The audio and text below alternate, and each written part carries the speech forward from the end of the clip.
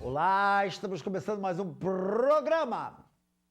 Queria dizer para vocês o seguinte, que felizmente, né, todos os veículos de comunicação e redes sociais estão falando sobre as agressões que as mulheres sofrem dos seus ex-companheiros, dos seus atuais companheiros, seus maridos, seus amantes, namorados, etc. e tal.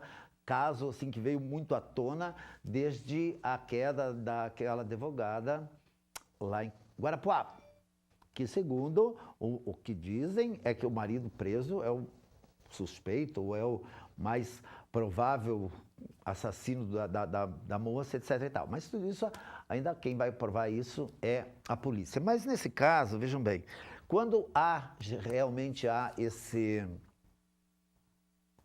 se fala a respeito do assunto e há uma certa intimidação a respeito desses... Porque veja bem, pense se o camarada se diz ser macho para bater numa mulher, é um vagabundo. Porque cara que bate uma mulher, e ainda a mulher que ele falou que amava, que lá na frente do padre, do juiz, do macumbeiro e coisa e tal, disse que era o amor da vida dele, e daí o cara bate na mulher. Cara, eu seria mais drástico. Sabe o que eu faria com um camarada desse? Adivinhem vocês. Capava, como é que você sabia? Castrava o cara assim, castrava o vagabundo assim, para nunca mais... E castrava e ainda botava ele solto dentro de uns camaradas assim, que fazia muito tempo que não fazia uma coisa, para ele sentir como é que era, sabe como? Porque o camarada que chega a esse ponto... Aliás, qualquer agressão não justifica, nenhuma agressão justifica. Mas a pessoa que chega a esse ponto está no fim do poço. Mas o ser humano é um complexo, o cérebro de nós humanos, ou o cérebro de todos os seres vivos, é um complexo que até hoje cientistas, médicos e afins não conseguiram descobrir e desvendar.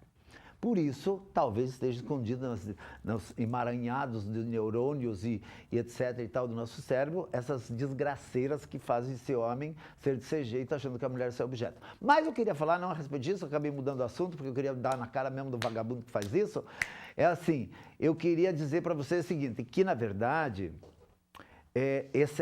falar sobre esse assunto acoa, ou pelo menos acoa um pouco, esses pseudomachões. E também faz com que as mulheres também possam denunciar mais. Então, tem que se falar muito desse assunto. E, paralelo, junto a esses assuntos que se empoderam, as mulheres podem fazer isso, a gente vê também revelações de mulheres que formam um grupo de pagode, que inclusive vai estar na Queen, dia 5 de outubro, um grupo de pagode, um grupo de samba só de mulheres, que vem de São Paulo, não sei direito, porque é locada a casa. Mas vai ser um super show. A gente vê mulheres assumindo postos importantes, embora ainda tenha diferença de salário, que eu acho um absurdo também. Medir a inteligência do ser humano pelo sexo, ou pelo... É umas barbaridades, porque o que o doutor Simeonato falou no programa passado aqui, que os nossos códigos de leis, na sua maioria, datam de 1930, 1940. Então, vejam, nós estamos em 2020 praticamente 100 anos, que ainda a gente vive nessa função de que o homem era dono da mulher, enfim, em todas essas leis. Então, eu estou falando isso tudo porque aqui a pouco tem eleição. E os nossos representantes, que são os deputados federais e estaduais, que você vai eleger aqui por Ponta Grossa, e claro, o presidente, você tem que pensar muito bem. Porque sempre são eleitos os presidentes, com exceção de alguns que foi do Rio Grande do Sul. Paraná nunca teve, agora tem um representante, que vai de você, se quiser votar nele ou não. Pense bem, um representante do Paraná. E aí, nós temos que pensar nos nossos deputados federais e estaduais, os quais fizeram algo pela cidade e os quais não fizeram. Será que não devemos mudar ou devemos continuar com os mesmos? Você que decide. Só que a sua decisão pode ser o seu arrependimento daqui a pouco. E o seu arrependimento será se você mudar de canal, porque o melhor está aqui, por que mudar? 2 minutos a gente volta.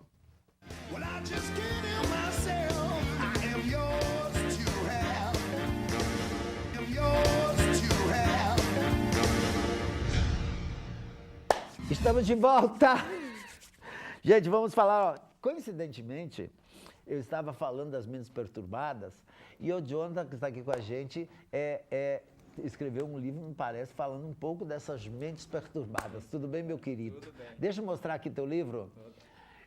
O que é esses delírios de uma mente perturbada? É uma só aqui? É uma mente só aqui ou são várias mentes? Não, aí é uma mente só. É a do João, essa mente perturbada aqui.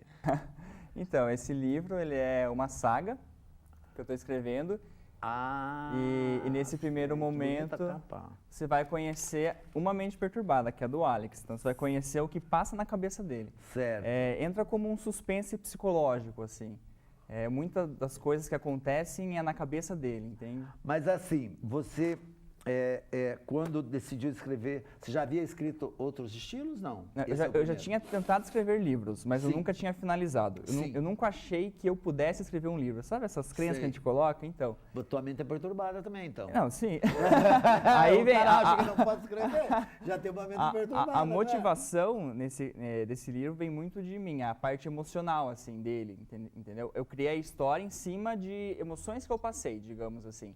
Então, mas isso que te levou a escrever o livro? Assim, desses sim. Seus medos, fantasmas, vitórias e derrotas, que você escreveu essa mente perturbada. A motivação veio daí. E daí você criou esse personagem. Isso, e aí toda a história, o enredo... E aí então vai ter a sequência... Vai ter a sequência. E ele vai encontrar outras mentes perturbadas, é isso? Ou não? Possivelmente. Possivelmente. Então tá. Mas assim, aqui nesse, que é o seu primeiro dessa saga, você faz esse delírio... baseado, como você disse, nos seus, assim, algumas coisas suas. Mas isso que te firmou para ver que você tinha condição de escrever? Foi isso? Olha, na verdade, assim, eu venho de uma trajetória que, igual como eu falei, eu nunca achei que eu pudesse escrever um livro. Então, em 2009, foi a primeira vez que eu quis escrever um livro. Só que na época eu fazia medicina veterinária, eu cursava a graduação. E aí eu terminei a graduação, fui fazer mestrado, aí no mestrado de novo eu tentei escrever um livro, mas eu achei que eu devia me focar na pós-graduação e não escrever um livro. E aí, chegou numa fase que eu já tinha me graduado e tudo mais, e eu não estava satisfeito com aquilo. E foi aí que, de novo, eu falei, vou escrever um livro. Pela terceira vez na minha vida, eu peguei e fui escrever um livro. E aí foi. É como se eu não tivesse mais aonde me agarrar, entendeu? Por exemplo, no tempo da graduação, eu tenho uma graduação para fazer. No tempo da pós-graduação, eu tenho um mestrado para terminar. E aí, de repente, cheguei num ponto que eu não tenho nada para me segurar, então nada me impede de escrever. E aí, de repente, fez sentido para mim. Pela primeira vez, eu olhei, cara, é isso que eu quero fazer, entende? Então, mas as outras vezes você tentou escrever outro estilo. Não, sempre ficção, assim. Sempre ficção. Isso, história. Era outras histórias, outros... mas eu nunca cheguei a terminar, sabe aquela coisa que você não acreditar em você ou achar que era perda de tempo, alguma coisa assim? E sempre deixei. Comecei, dei a vontade, comecei e de repente parei. Esse foi... Agora você exerce veterinária? Não exerço. Não? Não, o que eu faço, assim, é material didático para veterinária, assim, entendeu? Mas não de forma clínica. Forma escrevendo. Como é material didático? Escrevendo apostila para cursos, assim. A parte de escrita, entendeu? Então você é um autor, você é um escritor, eu não sabia. Eu sou um escritor. Acabou indo para algum outro curso para poder descobrir. Mas acontece isso muito. Sim. Assim, as pessoas acabam se formando em determinadas, no teu caso veterinária, mas em outras profissões, mas aí lá na frente descobre que não é aquilo, que é outra coisa. Eu acho que esse processo de maturação, assim, é um processo lento em muitas pessoas, em outras ele amadurece mais rápido, em outras mais... Cada um tem a sua forma, né? E quando eu escolhi fazer veterinário, eu tinha o quê? 17 anos. Eu mal me conhecia, então eu acho que é muito cedo a gente escolher uma profissão... A não ser que você já tenha desde pequeno. Então, mas desde pequeno eu queria fazer veterinária, isso que é engraçado. Pois é, porque normalmente é assim, o que eu tenho visto através de entrevistas e tal, que a pessoa que tem isso desde pequeno, a probabilidade dela não acertar essa profissão é tipo 0,2% de 100. Essa foi essa exceção, né, que é quase uma exceção. E aí quando a pessoa acaba, assim, ela vai, por exemplo, numa feira de profissões que existem muito hoje, aí a pessoa vai lá e, não, eu quero ser engenheiro. Porque alguém da família é engenheiro, alguma coisa assim, eu quero ser engenheiro. E aí ela faz engenharia, uns se formam e não exercem, outros exercem e vê que não é aquilo, acabam indo para outra coisa. Então a probabilidade deles errarem é maior. Mas você que desde Desde pequeno pequeno. queria, a tua probabilidade foi a tua probabilidade não, você foi talvez uma exceção Uma dessa exceção, regra, que eu não sei se é uma regra, se é uma coisa que eles falam, né? Mas então a tua coisa mesmo é escrever. Foi a primeira vez, assim, na vida que eu sinto, cara, isso eu vou fazer a vida inteira. Muitas coisas que eu fiz ao longo desses anos, eu já entrava assim, isso é por um período. Por 2 anos, depois não sabe. Eu tinha isso, eu via as coisas como, isso é temporário na minha vida. E hoje, se eu tiver que escrever a vida inteira, eu não me importo, eu gosto, entendeu? No meu 3º ano na veterinária, eu comecei a entrar em crise porque eu não me via fazendo aquilo pro resto da minha vida. Entendeu? Mas eu acabei terminando. Mas você o gosta de curso. bicho? Eu adoro cavalo. Eu fiz veterinário por causa de cavalo. Você sabe que a minha sobrinha fez veterinário também e adora cavalo e boi e vaca, só animal grande. Grande porte. Ela tem agora um pet, mas ela gosta mesmo de grande. Eu fiz por causa de cavalo. Desde pequeno eu sou apaixonado por cavalo. E hoje em dia eu vejo que não é porque eu gosto de cavalo que eu necessariamente teria que ser veterinário, entende? Eu já vejo uma diferença. E quando você é criança, ou até mesmo adolescente, você associa muito isso, né? Quando alguém pergunta, que profissão você quer seguir? Eles vão falar pra você, o que você gosta? Eu acho que não necessariamente isso vai se enquadrar. Mas você sabe que eu acho que isso depende muito de como. Por exemplo, tem a menininha do meu caseiro, que ela tá agora com 6 anos, faz 3 anos que eles estão morando lá na chácara. E ela vive comigo, que eu gosto de cachorro, ela vive com os cachorros, com as galinhas e tal. Daí eu digo assim, você vai ser veterinária? Ela, por quê? Eu, assim, para cuidar dos cachorrinhos? Ela, não. Ela já diz não. Ela quer ser outra coisa. Ela fala assim, claro, ela fala várias coisas. Ela quer, porque eu estou ensinando ela a nadar, daí ela diz que quer nadar. Mas isso é porque ela está aprendendo. Então isso aí não é como uma profissão. Às vezes eu falo para ela assim, dela ser médica de bichinho, para cuidar dos bichinhos, ela fala que não. Então isso, assim, por mais que ela goste, ela brinca com os cachorrinhos, ela entra no canil, ela vai no galinheiro e tudo, mas ela já tem essa coisa que não. Sabe? Então talvez o gostar não seja necessariamente o despertar da profissão. A não ser que daí tenha um adulto, talvez, dizendo, mas seja veterinário, no caso, veterinário, qualquer coisa assim. Por exemplo, se eu começar a insistir com ela, talvez, não sei se isso funciona. Não, você tem que ser veterinário para cuidar dos bichinhos, quando estiverem doentinhos e tal. Ela já prefere, por exemplo, ela já tem uma tendência a gostar de cuidar de adulto. Porque que nem esses dias eu falei, eu vou fazer uma cirurgia, ela falou, mas eu vou cuidar de você, então na cama, vou trocar teu curativo, dar remedinho, você vê, sem eu falar nada. Então, eu acho que já tem uma formação, talvez, né? E talvez no teu caso, por você gostar de cavalo, você tenha associado a isso. Ou alguém te falou, não, seja isso porque... Eu lembro assim, que os adultos perguntavam, né? É comum o adulto ficar perguntando, o que você quer ser quando crescer? Que eu acho um horror isso. E aí eu lembro que eu falava, o que mexe com cavalo? E assim, eles falaram, veterinário. Então, já fui formando aquilo lá, tem que ser veterinário porque eu gosto de cavalo e eu quero mexer com cavalo. E hoje eu vejo que esse meu gosto de cavalo...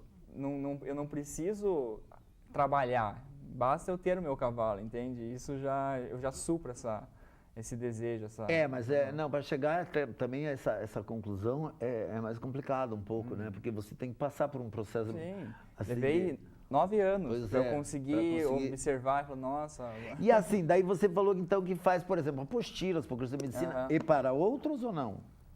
Só para medicina? Até agora só por causa da minha formação, né? Em neurociências, que foi meu mestrado, e veterinária, no caso, minha graduação.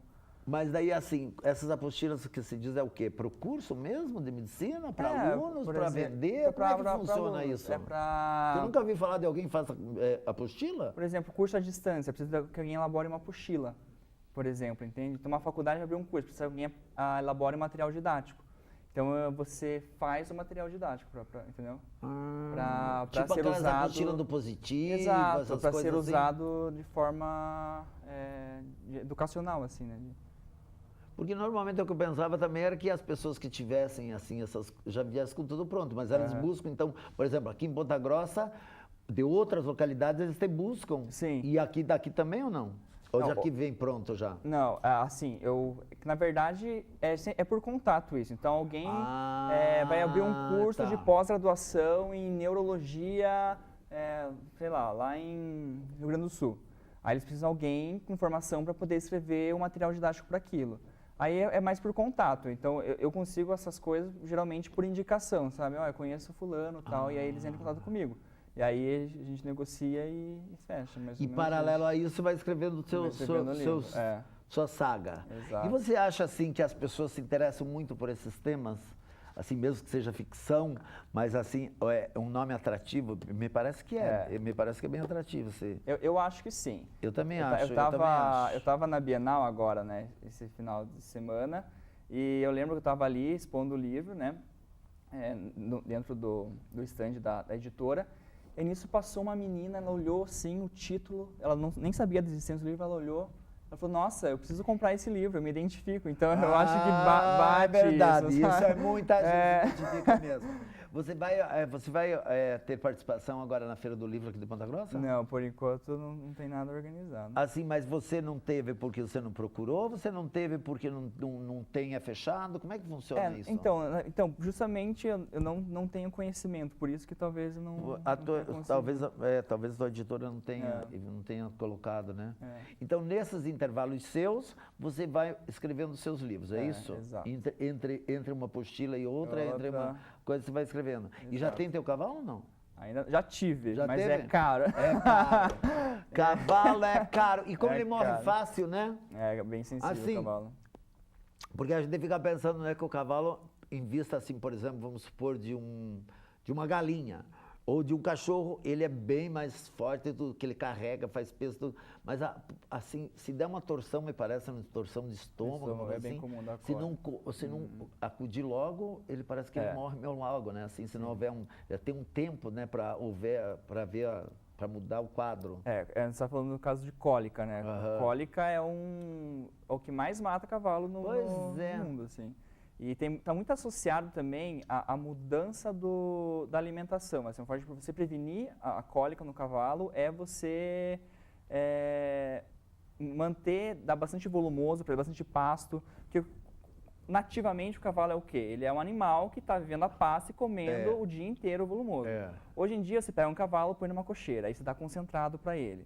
Então você já muda a vida dele, a dieta, Não, então ele já não faz fica exercício, enclausurado ali. Tem pessoas que criam na cocheira, que ele fica maior parte do tempo na cocheira, só solta assim período da tarde para dar uma volta, alguma coisa. E a questão da cólica está muito associada a isso, a essa mudança de alimentação, essa falta de exercício que faz com que o movimento intestinal pare. E aí que se tem a cólica. E o cavalo é muito sensível à dor. Então o cavalo morre de dor, acontece isso.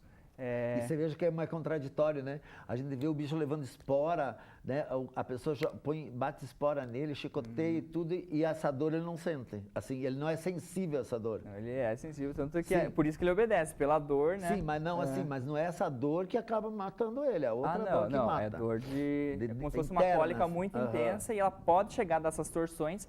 Quando dá torção é caso cirúrgico e geralmente acaba morrendo. Até porque são poucos hospitais de animais grandes que tem distribuído no Brasil. E outro animal está lá na área rural. Até você levar para o lugar, esse tempo conta muito, assim. Por isso tem que estar muito atento a sinais de cólica para qualquer indício já começar a intervir. Olha, já mudamos de livro. Eu fiz isso só para você cuidar dos cavalos que você tem lá na tua casa, viu, João? Aí você fica cuidando deles. Você viu, presta atenção quando eles começarem a ter cólica, entendeu? Está vendo então o seu livro? Está vendo. Aonde nós encontramos? Olha, você vai encontrar no site. No site, que site que é? Tanto no meu site, que é www.jonataskuhn.com. jonataskuhn.com. Você encontra também no site da editora. Que é como? www.chiadobooks.com. Aí lá no site da editora, como vende aqui em Portugal, às vezes pode estar em euro a moeda, você tem que pedir para mudar para reais. Tá. Tranquilo. Às vezes o pessoal olha em euro, o preço fica meio desesperado. Se assusta. Porque é que, na verdade, ela distribui para vários locais, né? Não só necessariamente para o Brasil, não é? Sim. Então, e aqui em Ponta Grossa está no site, na livraria que não tem? Na livraria tem que pedir. Então só no site mesmo? Isso, no site. Bom, então, gente, tem e-book. Eu acho que esse título que está aí no seu vídeo, eu acho que ele serve um despertar, embora aqui seja uma ficção, mas como as novelas também são obras de ficções, na sua maioria, retratam muito o dia a dia. Talvez essa obra de ficção aqui seja também retrate alguma coisa que você possa aprender ou pelo menos não fazer. Como a gente falou agora, assim, ficar atento aos sintomas da cólica, nós também podemos ficar atentos aos sintomas dos nossos fantasmas, dos nossos medos, para que a gente não seja, assim, não se deixe que esses delírios nos perturbem tanto. Só que é engraçado que um leitor falou para mim que ele achou o livro de autoajuda. Eu achei isso bem engraçado, bem interessante. Mas eu acho que assim, pelo que você colocou aí e tal, talvez haja mesmo, porque como você falou que entrava assim, que eu também, eu não sei se eu tinha ouvido, talvez não seja tão comum ouvir alguém dizer assim, eu já entrava achando que eu não ia conseguir.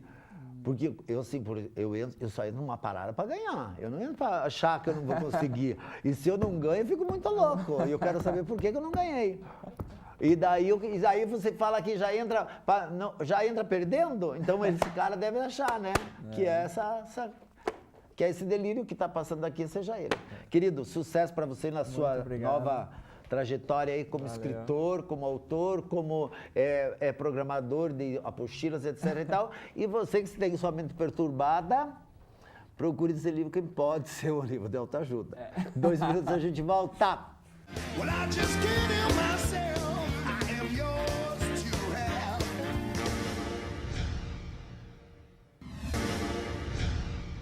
Gente, estamos de volta. Falei antes agora, né, João? Tô meio nervoso, acho que é a primeira vez que eu vou fazendo TV. Tô começando agora, então eu tô meio com os erros aqui. Então, gente, é o seguinte, eu quero falar para vocês o seguinte. Que aqui uns dias, mais precisamente dia 16, se comemora o Dia do Filósofo.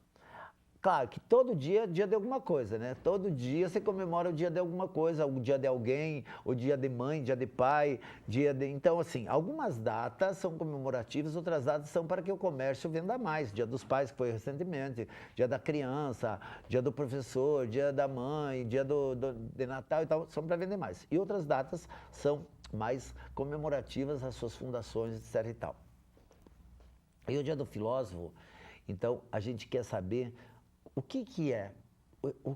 Porque quando fala-se em filósofo, acredito eu que a maioria das pessoas se reportam de outrora, aos grandes filósofos da história que contaram um pouco o que nós sabemos hoje e que mudaram algumas histórias, que nos fizeram entender outras partes da história. E hoje em dia, o filósofo, qual é o papel dele? Vamos falar então com o nosso querido professor Carlos William Jacques Moraes, que já é o nome de um filósofo de grande que é, não é? Então, tudo bem? Tudo bom, Léo? É um prazer estar aqui hoje. Obrigado, igualmente. Para conversar sobre esse Dia do Filósofo, né? Então, vamos falar do filósofo. O que é o filósofo? Isso.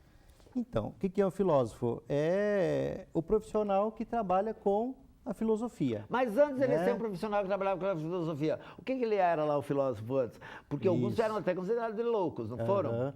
Muitos. Até hoje. Até hoje. Né? Até hoje parece que o filósofo caminha, quer dizer, rema contra a maré, né? Enquanto todo mundo está vivenciando o frenesi do dia a dia, a celeridade do tempo, né? Nós estamos aqui refletindo sobre o que é esse tempo, o sentido da vida, né? A finitude da existência.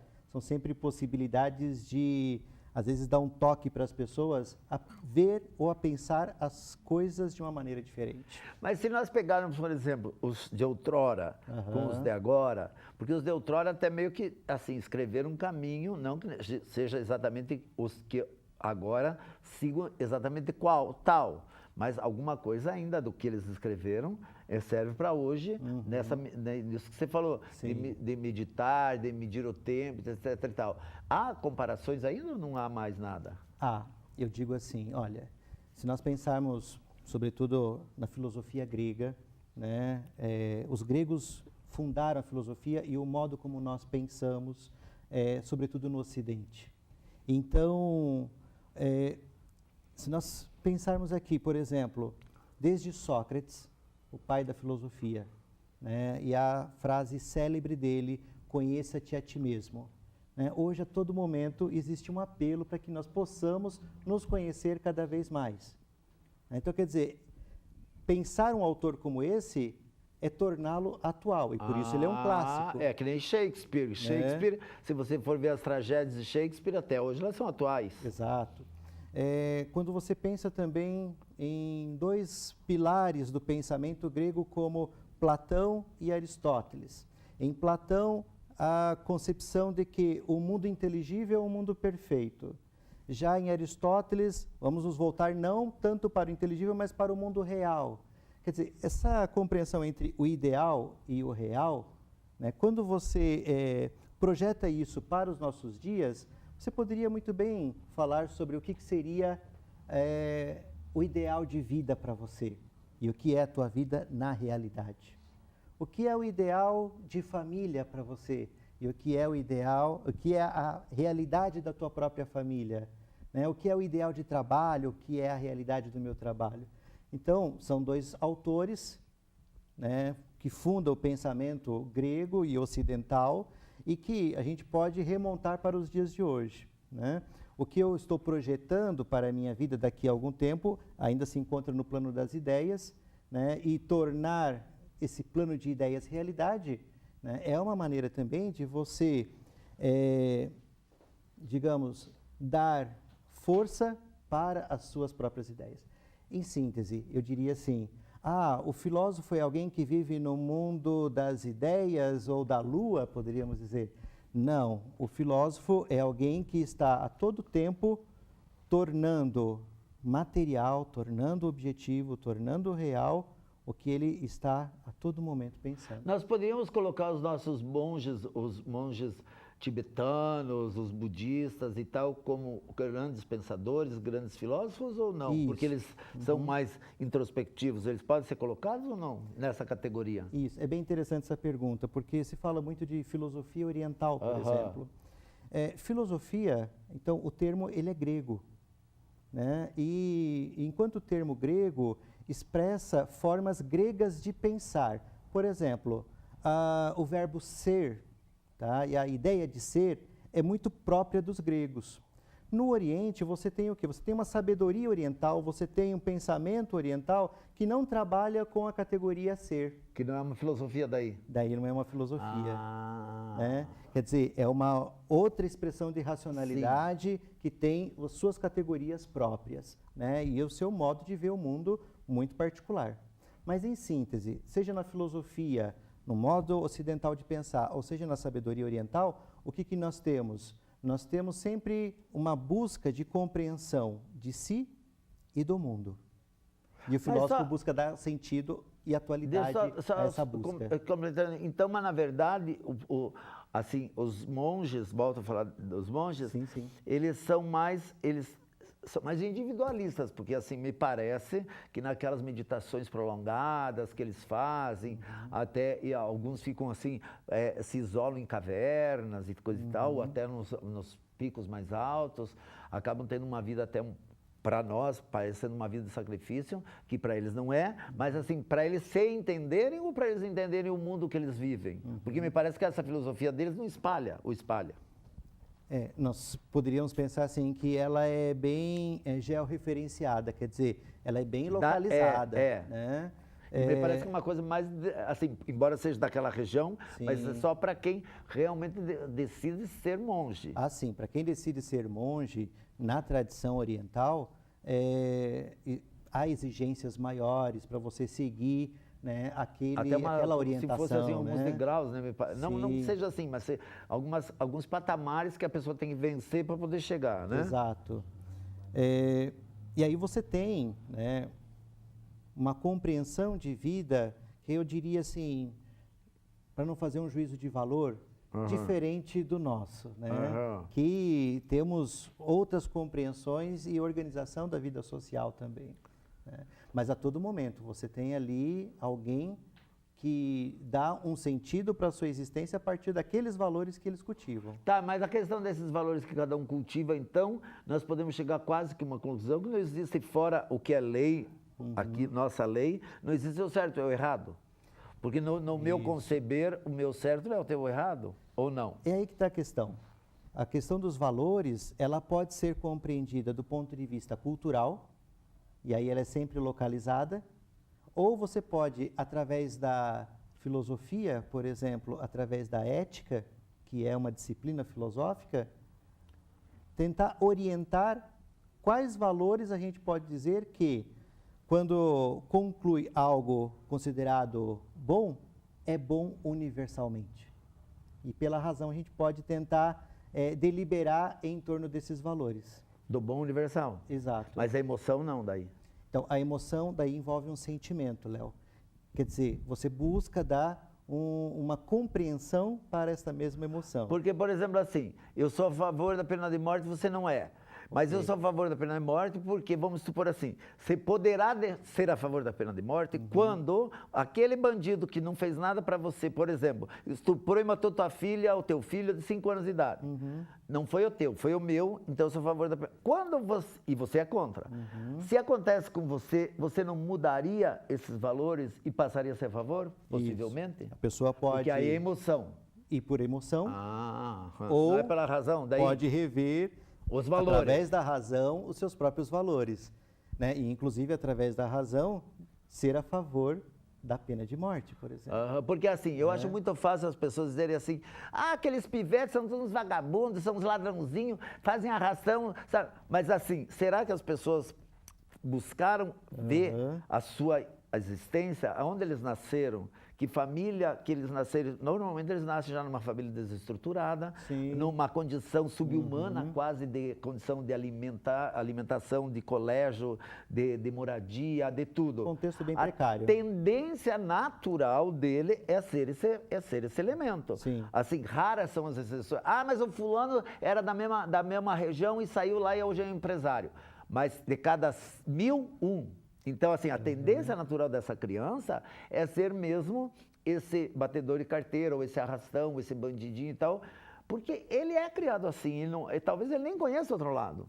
Veja, quando o filósofo se depara com uma situação dessa, ele pode invocar alguns pensadores, né? Por exemplo, o Sartre já vai falar, tudo bem, aconteceu toda essa desgraça na sua própria vida. Agora, o que ele vai fazer com aquilo que a sua vida acabou determinando dele? Quer dizer, será que ele vai ser capaz de fazer escolhas? Não. Que uma criança dessa não é capaz. Eu acho que uma criança dessa não é capaz. Exato. Sabe por quê? Ela não sabe o outro lado. Quem é capaz de fazer uma escolha é quem sabe os dois lados. Exato. E essa pessoa pode escolher. Agora, quem só vê aquela realidade, como é que ela pode escolher? E aí que tá, você precisa também ter essa leitura de contexto, né? Porque é muito fácil a gente julgar. Eu sempre digo assim, é muito fácil você falar do frio embaixo do edredom, numa casa, numa mansão, falar de fome, estão passando fome, estão passando frio, mas tu tá no edredom, tu tá numa cama maravilhosa, e aí... Você tá com a vida resolvida, sim, né? Tudo que tu quiser comer tem na tua casa. Aí, lá na casa do outro, que você acaba fazendo uma campanha do agasalho, coisa e tal, estou fazendo para ajudar. Eu acho que você está fazendo mesmo para querer amenizar um pouco a sua consciência. Sua consciência, exato. Quer dizer, e o filósofo vai procurar debater isso, né? Quer dizer, fazer você pensar sobre isso. E hoje o filósofo consegue fazer esses debates? Então, hoje o filósofo, ele ou trabalha em escolas dando aula de filosofia e tentando fazer com que os nossos jovens assim, pensem sobre, né? Todos os cursos, ou aonde tem aula de filosofia? Isso. Hoje nós temos tem curso a obrigatoriedade da disciplina de filosofia no ensino médio. Ensino médio, ainda temos. Mas o ensino médio se atém, por exemplo, a essas questões mais pesadas, que nem a gente conversou agora, assim, da própria pena de morte, do próprio aborto, da própria droga, do próprio nascer. Tenta fazer pensar sobre, mas ela é bem limitada pelo próprio sistema. E até por causa da idade também, exato. Né? Nós temos hoje, por exemplo, aqui na nossa Universidade Estadual de Ponta Grossa, também temáticas de filosofia que estão no vestibular. E isso está forçando cada vez mais a presença de uma formação filosófica no ensino médio. Tá? Infelizmente, nós não temos ainda o curso de licenciatura em filosofia na UEPG. Né? Já existe um projeto que já está no governo do estado, né? Aguardando agora a autorização para o funcionamento. Mas, e temos uma faculdade particular que trabalha... Que eu acho que é o Santana, não é? Exato. Então, ainda em Ponta Grossa, existe um espaço reduzido da filosofia, mas nem por isso não é uma cidade que não seja filosófica. Porque assim, eu acho que a filosofia, que nem eu falei antes, a questão da mulher, assim, desses abusos que o homem comete com a mulher que bate, coisa e tal, devia ser mais falado, que nem a própria droga, o próprio aborto, a própria pena de morte, a própria homossexualidade, tudo devia ser mais falado. Tematizar. Porque, ó, veja bem, as pessoas, por exemplo, assim, eu estava numa reunião nos tempos atrás, lá e falando que eu tenho uns cachorros de rua que eu cuido, eu compro ração com meu dinheiro e tal, e daí eu estava fazendo uma campanha para uma outra causa. Daí a mulher disse assim, olha, eu só se sobrar da minha família, se eu tiver sobrando dinheiro que eu ajudo os outros. Daí eu falei, mas então você não precisa ajudar, porque ajuda é quando você... utilitarista, sim, né? é quando você pode, assim, quando você tira de alguma coisa que esteja com você, fazendo falta até, ou podendo a vir a te dar uma carência daquilo para você ajudar o próximo. Essa ajuda é uma ajuda de coração. Agora, a ajuda que eu só assino cheque também é boa, claro, para as instituições, é boa. Mas é uma ajuda assim, não faz diferença nenhuma. Porque se eu assinar um cheque para você dar para a tua instituição, eu assinar um cheque para dar para ele comprar um carro, é igual.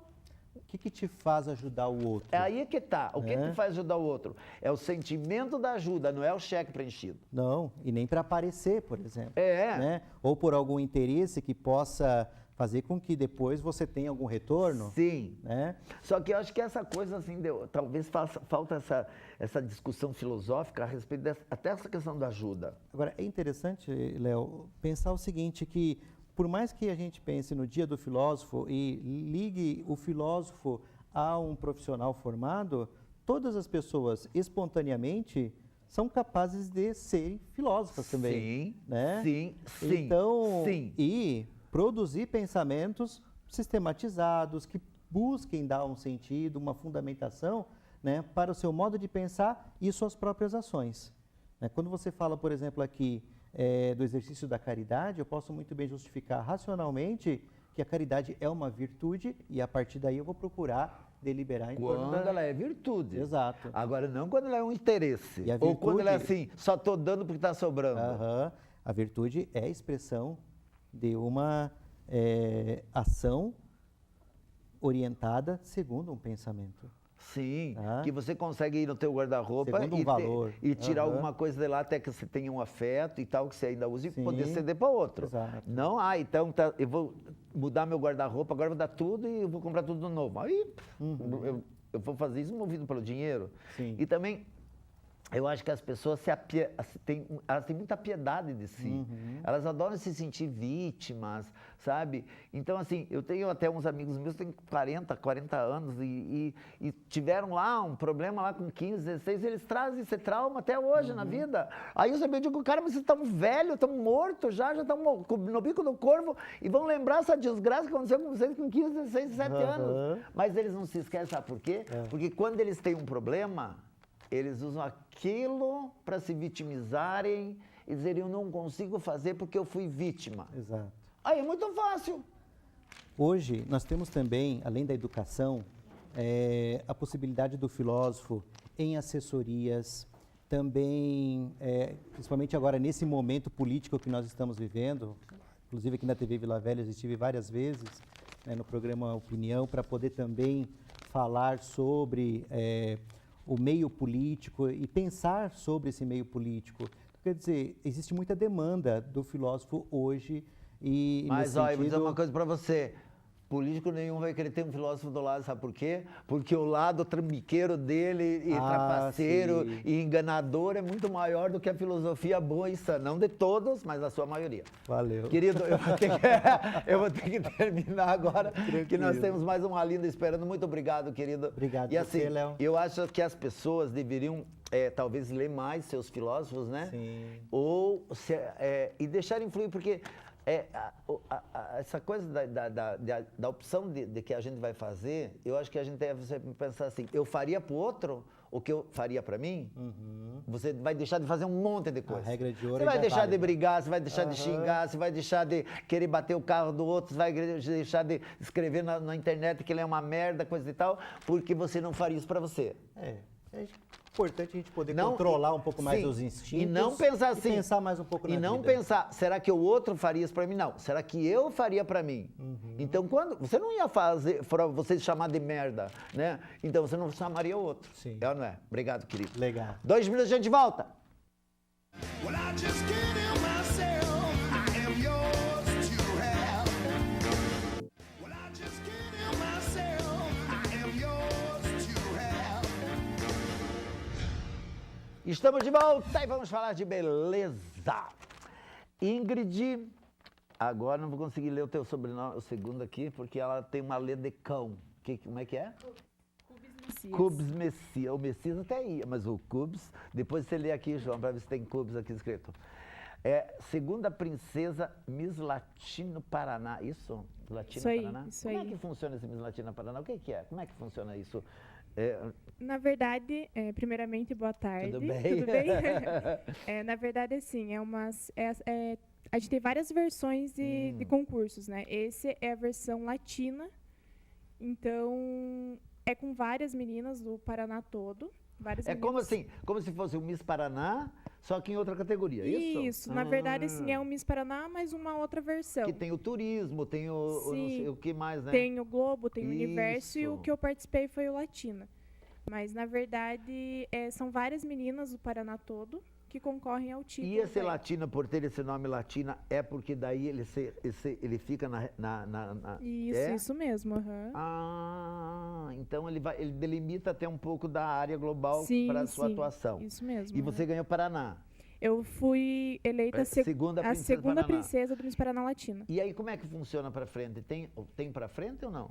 Tem o Miss Brasil Latina, que vai ser em novembro, e eu posso representar, digamos, uma ilha do nosso Paraná. Vamos supor, eu posso representar as Cataratas do Iguaçu. Mas Ah. ainda é um projeto, eu não sei ainda se eu vou participar. Eu estou E a menina que analisando ganhou ainda. daí a primeira de Realeza. Realeza. Isso, a Miss Então Realeza. ela já ganhou automaticamente para representar o Paraná, isso não? Já, ela É? já representa direto o Paraná. E daí, na verdade, ela tem todas as despesas pagas e tudo mais. Que daí a gente vai ter traje típico também para representar. Certo. E no caso, a partir da segunda do top 2, né? A vice, Certo. primeira princesa, segunda e terceira, a gente pode representar, mas a gente representa uma ilha. Uma daí- ilha seria. Como que é Foz do Iguaçu uma ilha? Por que Foz do Iguaçu uma Na ilha? verdade, assim, a gente diz uma ilha, mas é um ponto turístico daí do Paraná. Por exemplo, você poderia pegar a Ilha do Mel, Sim, que até. além de ser uma ilha, é um ponto turístico. Sim, e também é o Parque Estadual da Vila Velha, aqui de Ponta Grossa. Ah. Poderia representar também. Então, assim, essa que ganhou representa o Paraná num todo. Isso Aí, mesmo. as outras que ficaram classificadas até terceiro podem representar esses pontos, mas Sim. também seriam dentro do estado do Paraná. Sim. Mas aí lá na hora do concurso lá latino lá, ela também seria chamada como uma representante do Paraná ou Ela não? ia ser representante, ia ser, no caso, se fosse. De um ponto Isso, Miss dentro do... Cataratas do Iguaçu. Ah, sei. Nossa, quanta coisa que tem, né? Que é dá bem- pra é optar. bem Só que bacana. daí, nesse caso, você seria encarregado com as suas despesas. Isso ou não? Isso mesmo. E, no caso, a coordenação pagaria metade da minha inscrição. E quem é a coordenação desse concurso? A coordenação é Marcelo Ramos, E aonde, da onde que é? é de Curitiba. Ah, de Curitiba. Isso é. mesmo. Aí você foi disputar lá, mas você Fui. representando daí Ponta Grossa. Eu representei Ponta Grossa, que daí eu consegui o título de Miss Ponta Grossa Latina, 2019. Mas daí esse concurso de Miss Ponta Grossa Latina foi um concurso que ele te deu para você poder representar essa faixa? Na verdade, não tinha nenhuma candidata. Certo, daí você foi eleita, não foi, Isso, não daí foi no caso foi uma escolhida. indicação, como se fosse uma Ah, indicação, certo. né? Não tinha nenhuma candidata, e daí eu fiz a inscrição e conquistei a faixa para representar Ponta Grossa. Muitos não sabem, mas eu sou de Pirei do Sul. Eu sou Piraí de do Sul já Pirei. deu um monte de Miss Miss Já. Paraná e tudo, né? Já. Aquela de Jaglio, uma coisa assim, que foi Miss região dos Campos Gerais. Eu não sei se é esse sobrenome, não é bem esse sobrenome, não. Mas eu vou lembrar depois. Olha que linda que você tá, tudo ali. Esse aí foi um dia depois do concurso, aí com as meninas. A gente fez também um passeio turístico em Curitiba, conheci alguns parques. Esse foi na final, o traje de banho que a gente participou. E essa também foi na hora da produção, que eu estava fazendo cabelo, E maquiagem. tem aquela parada assim de roupa de banho, de Tem, vestido de gala, tudo Tem, isso? tem, aham. Aí tem todo o cerimonial Na verdade, de assim, Miss mesmo. essa foto aqui, essa daí eu tô com a Miss do ano passado, Amanda Jimenez. Esse foi na pré-seletiva, que a gente teve uma pré-seletiva na segunda-feira, o concurso foi na terça, e na segunda a gente teve uma pré-seletiva. Para escolher as 12 finalistas. Na verdade, era 10 finalistas, mas teve empate e foi 12 daí. Essa é a foto oficial que a gente fez. Mas Bonito. foi super... E onde que aconteceu em Curitiba isso? Foi no Teatro Guairinha. Ah, no Guairinha, No Guairinha, aham, foi. Na verdade, primeiro teve o Miss Teen Brasil, Miss Teen Terra Brasil, e logo em seguida foi o Miss Paraná Latino. Tudo no mesmo evento. Tudo no mesmo E evento. toda a aham. coordenação dessa mesma pessoa Isso, aí. Marcelo que é. Ramos. aham. Porque existem assim, várias franquias, né? Até Existe, ontem um menino me ligou que quer fazer em outubro, parece novembro, aqui em Ponta Grossa, Miss... Rapaz, agora não consigo me lembrar. Meu Deus, meu Alzheimer hoje tá louco comigo, não me deixa me lembrar de mais nada, tchê. Eu não me lembro, mas é uma parada que vai rolar. Até ele quer fazer lá na Queen, que é legal. uma coisa assim, regional também. Que é Miss, que ele também tem uma franquia assim dessa questão de Miss. Sim, aham. Que assim, me parece que existem várias categorias, como você falou aí, várias categorias, não, vários nomes, né? Versões, Miss aham. Mundo, Miss Universo, Miss Beleza, Miss não sei o quê. Existem também essas novas que vão surgindo, Sim, Miss aham. Turismo e Miss tantas outras opções. Agora, são várias opções que vai dando oportunidade para mais pessoas, Sim, não é? com certeza. Porque de repente não dá certo nenhuma, mas A gente tenta novamente, né? porque às vezes, que nem assim, eu sempre diz assim, que o segundo lugar, às vezes, o primeiro lugar às vezes não é o primeiro, é o segundo. Porque eu sempre cito o caso de Marta Rocha, né, que ganhou, que ficou por 1 polegada, sei lá como é que é a história, e que até hoje é consagrada grande, né, e outras tantas. Então, na verdade, Sim. às vezes E acontece assim, isso. é igual eu falei, eu conquistei o título de segunda princesa. Foi uma honra pra mim. Eu fiquei super feliz, porque é um título Sim. estadual, né? E eu fui realmente preparada para conquistar o primeiro lugar. Todo mundo A gente pra vai isso, não já é? para conquistar. Sim. Mas infelizmente eu não conquistei. Mas eu conquistei o Claro. segunda princesa. Então eu tô super feliz por representar, né, um pouco do Paraná também. Legal, bacana, E assim, bacana. eu já fui, né, como eu falei, eu era de Piraí do Sul. E eu conquistei lá em Piraí, eu já fui Miss em Piraí. Depois eu vim para Ponta Grossa, em 2015 eu fui rainha da IFAP. Então eu já tinha representado Ponta Grossa. Ah, tá. Então, muita gente acha que é de Piraí, mas representa Ponta Grossa. Não, mas eu sou Você daqui já de Ponta tá Grossa. aqui, morando aqui? Sim, já faz 4 anos que eu moro em Ponta Grossa. Muito bem, a gente vai ter que terminar, então, está aí a Ingrid, e o exemplo da Ingrid serve para outras tantas. Só que, claro, a gente sempre tem que se preparar também, né, para que nem tudo nem tudo é sucesso, nem tudo é vitória, existem as decepções, existem as derrotas e as desilusões. E para quando a gente entra num concurso, qualquer que seja, até para um concurso para funcionário de prefeitura e tal, a gente tem que ter, vai com o intuito de ganhar, mas tem que ter a perspectiva do perder, para não se decepcionar. Isso né, mesmo, né? aham. Com certeza, mas muito obrigada. Obrigado, querida. Sucesso nas suas próximas aí, tá Obrigada bom? E venha contar pra igualmente. gente, tá bom? Com certeza, obrigada. E a gente fica por aqui, obrigado pelo carinho de vocês. Adorei ficar junto. E às vezes sai com vontade de ficar mais tempo, mas eu sei que daí o Eduardo fica meio louco comigo, né? Então a gente não pode e a gente vai parar por aqui. Tchau, beijo.